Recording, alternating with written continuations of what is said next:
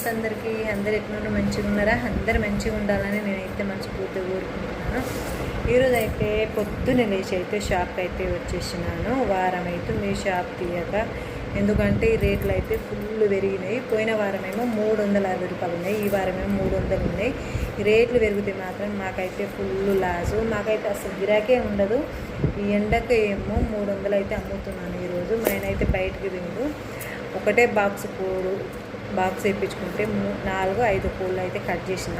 నేనైతే వంట చేసుకొని పిల్లల్ని వదిలేసి మధ్యలో అయితే పిల్లలు కొంచెం ఎగ్జామ్స్ నడుతున్నాయి కాబట్టి నేనైతే రావట్లేను షాప్కి. కొంచెం మన ఇంట్లో బెదిరించుకుంటూ ఉంటుంది పిల్లలు చదివితే, లేకపోతే టీవీ ఏదో ఒకటి పెట్టుకుంటూ ఉంటారు. ఇక కొంచెం అంటే వాళ్ళకి ఎగ్జామ్ చేయబట్టి షాప్ అయితే వస్తలేను. ఓకేనా ఫ్రెండ్స్, మరి చిన్న వీడియోకి సపోర్ట్ చేయండి, లైక్ చేయండి, సబ్స్క్రైబ్ చేసుకోండి ఫ్రెండ్స్.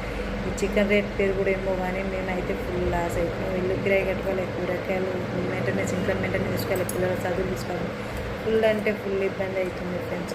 అయితే పొద్దున్న చిన్న వీడియోలకు అయితే సపోర్ట్ చేయండి ఫ్రెండ్స్. ప్లీజ్ ఫ్రెండ్స్ లైక్ చేయండి, షేర్ చేయండి ప్లీజ్.